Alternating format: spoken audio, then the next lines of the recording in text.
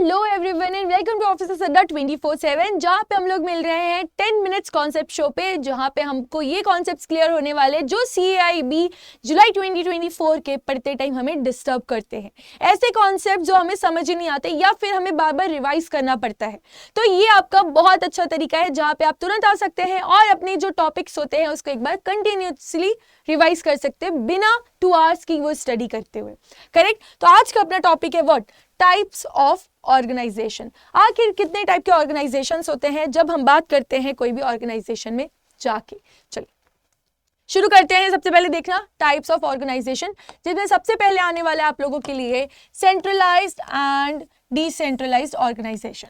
Second अब पढ़ेंगे line and staff organisation. उसके बाद थर्ड पढ़ेंगे फंक्शनल ऑर्गेनाइजेशन। फोर्थ पढ़ेंगे व्हाट, कमिटी ऑर्गेनाइजेशन। ठीक है, ये 4 टाइप के ऑर्गेनाइजेशंस आपको कोई भी ऑर्गेनाइजेशन में जाके मिल सकता है। ठीक है, फर्स्ट क्या था, centralised and decentralised organisation. Second है line and staff organisation. Third है फंक्शनल ऑर्गेनाइजेशन। फोर्थ है कमिटी ऑर्गेनाइजेशन।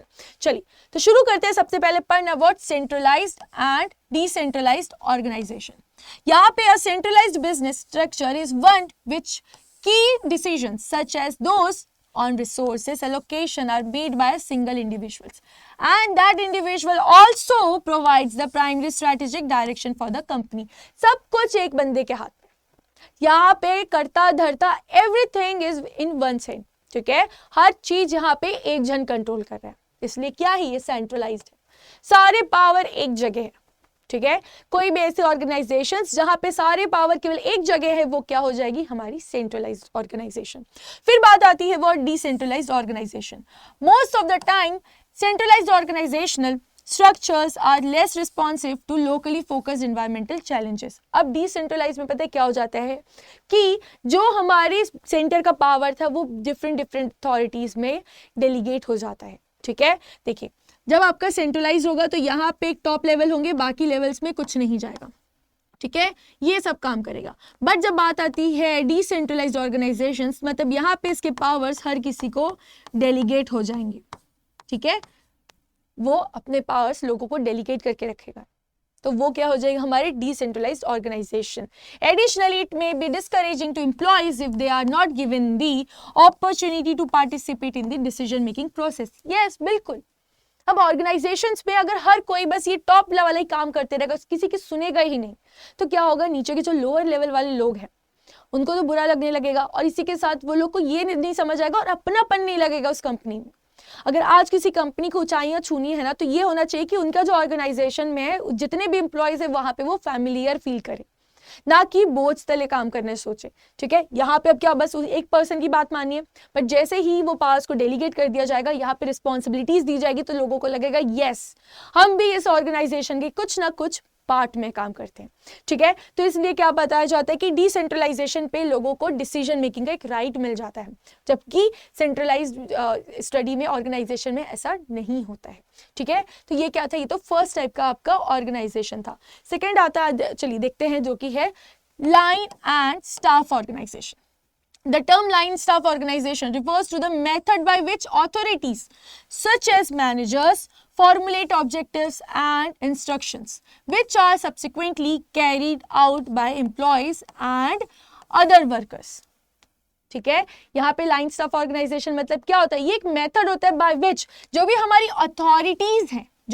अथॉरिटीज है, जैसे मैनेजर हो गए, वो क्या करेंगे, वो फॉर्मुलेट करेंगे ऑब्जेक्टिव्स एंड इंस्ट्रक्शंस को, जो कि कैरिड आउट होगा बाय एम्प्लॉइज वगैरह के द्वारा। ठीक है, यहाँ पे मेनली जो ऑब्जेक्टिव्स है वो जो फॉर्मुलेट करेंगे इंस्ट्रक्शन, वो कौन करेगा, हमारे मैनेजर्स। बट यहाँ पे जो हमारे वर्कर्स है, जो हमारे स्टाफ है, वो उसको लेके क्या करेंगे, उसे सब्सिक्वेंटली कैरी फॉरवर्ड करेंगे। ठीक है, कैरी लेके मतलब उसको इंप्लीमेंट करना शुरू करेंगे। ठीक है, फिर बात आती है a large and complicated business may use a line staff organizational structure in effort to increase their level of adaptability without giving them their managerial authority. यहाँ पे क्या होगा कि जो मेन डिसीजन है वो किसने ले लिया, वो उस पर्सन ने ले लिया, बट जब उसकी इम्प्लीमेंटेशन की बात आएगी ना, तो वो धीरे धीरे लोगों को इन्वॉल्व करना शुरू करेंगे। ठीक है, तो यहाँ पे फर्स्ट लाइन पे वही बताया गया था कि जो मेथड है, जो अथॉरिटीज है, वो फॉर्मुलेट करेंगे ऑब्जेक्टिव्स और इंस्ट्रक्शंस कि ऐसे ऐसे काम करना है, बट वो बार बार जाके ना उन्हें पिंग नहीं करेंगे। बार बार जाके उन्हें वो पोक नहीं करेंगे, ठीक है। जो बाकी काम है वो कौन करेगा, जो उनके अंडर स्टाफ्स है।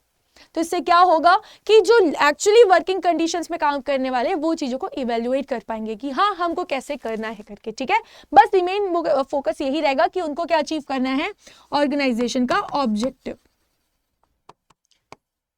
ठीक है। तो ये क्या होता है अपना लाइन एंड स्टाफ ऑर्गेनाइजेशन। चलिए फिर आता है क्या, functional organisation. A functional organisation is segregated within the company so that specialists can maintain their position at the highest level, ठीक है। It is an organization that we can define as a system in which functional departments are developed to deal with the difficulties of the business at various levels. This organization is something that we can call a functional department or organizations. अब जो बड़ी बड़ी organisations होते हैं वहाँ पे हर एक department को सेग्रीगेट कर दिया जाता है, ठीक है। ऐसे अगर 3-4 डिपार्टमेंट्स है, अगर ऐसे कई सारे डिपार्टमेंट्स ऑर्गेनाइजेशन में, और हर एक डिपार्टमेंट को बोला है कि आप अपने हिसाब से देखिए और अपने हिसाब से काम करिए, ऑब्जेक्टिव्स तैयार करिए, बट मेन ऑब्जेक्टिव जो ओवरऑल फर्म का है उसे भूलिएगा मत, ठीक है। तो यहाँ पे जो भी रिस्पॉन्सिबिलिटीज एंड ड्यूटीज हर एक डिपार्टमेंट लेगा, हर एक डिपार्टमेंट जो यहाँ पे डेवलप करेगा खुद का स्ट्रैटेजी की कैसे हमें जो डिफिकल्टी आने वाला है उसे कैसे हम डील करेंगे, तो वो हर एक डिपार्टमेंट की अलग अलग होगी। यहाँ पे कोई एक बंदा या एक पर्सन बैठ के इनको ओवरलुक नहीं करने वाला। तो ये क्या होने वाला है, फंक्शनल ऑर्गेनाइजेशंस, करेक्ट। ये क्या होने वाला है, फंक्शनल ऑर्गेनाइजेशन। फिर बात आती है आखिरी की कमिटी ऑर्गेनाइजेशन। चलिए बात करते हैं about committee organisation. A group of individuals who have come together to solve issues that are experienced by the organisation as a whole from what is known as a committee organization. यहाँ पे क्या हो रहा है, group of individuals आ रहे together ताकि वो solve कर सके जो भी इश्यूज है, जो भी एक्सपीरियंस हो पा रहे हैं ऑर्गेनाइजेशन को एज अ होल फॉर्म, ठीक है। यहाँ पे जो ग्रुप ऑफ इंडिविजुअल्स है वो आएंगे, एक साथ मिलेंगे ताकि वो सॉल्व कर सके जो भी हमारे ऑर्गेनाइजेशंस में आ रही है दिक्कतें, ठीक है। जो भी ऑर्गेनाइजेशन में दिक्कतें आ रही है वहां पे स्पेशली कुछ लोग आएंगे और सॉल्व करके जाएंगे, ठीक है। और individuals are provided with the option to discuss the difficulties they have in committee through this approach. यहाँ पे क्या होगा, अगर किसी पर्सन को, कोई इंडिविजुअल्स को दिक्कतें आती है तो वो कमिटी वालों को डिस्कस कर सकते हैं और उसे रिजॉल्व करने के स्टेप्स भी ले सकते हैं, करेक्ट। तो ये बात होती है कितने टाइप के हमारे ऑर्गेनाइजेशंस होते हैं हमारे किसी भी बड़े बड़े ऑर्गेनाइजेशंस में, ठीक है। 4 टाइप के हमने देख लिए। और इसी के साथ इफ यू आर पर्सन जो देने वाले हैं CIB जुलाई 2024, तो आपके लिए बहुत अच्छी खुशखबरी है कि आपको मिल रहा है अभी आप जो कोर्सेज है वो बहुत अच्छे डिस्काउंट में, ठीक है। बस क्या करना है, आपको जाके एनरोल करने हैं। जैसे CIB का महापैक ऐसा पैक है जहाँ पे आपको A to Z हर चीज़ें मिल जाती हैं, फुल फ्लेज क्लास मिल जाती है। उसी के साथ यहाँ पे जो क्रैश कोर्स आता है, रिविजन बैचेस आते हैं, टेस्ट पेपर्स आते हैं, फैकल्टी का एक्सपीरियंस, उनसे अगर आपको डाउट है लाइव डाउट सॉल्विंग हर चीज़ हो जाती है। यहाँ पे ध्यान दीजिएगा 500 ऑनलाइन लाइव क्लासेस रहती है, 187 की टेस्ट सीरीज रहेंगी। टेस्ट सीरीज के नंबर्स है ये, 258 ई बुक्स मिल जाएंगी साथ में, और 1498 वीडियोज़ भी हैं। इनकेस आपको पढ़ते टाइम कभी डाउट आ जाए कि कैसे करना है, आपको ये 1 स्पॉट में मिलने वाला है।